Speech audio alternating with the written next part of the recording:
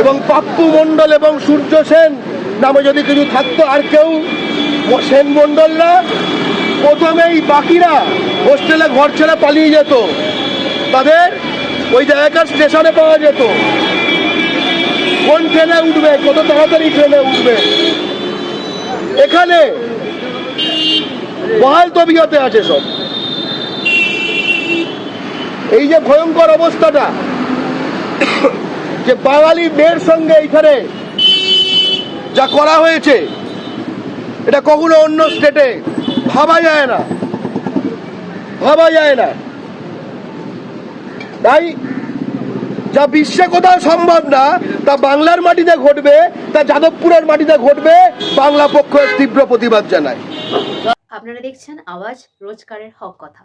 For more updates about Awaaz, please subscribe our YouTube channel Rajshekhar thali.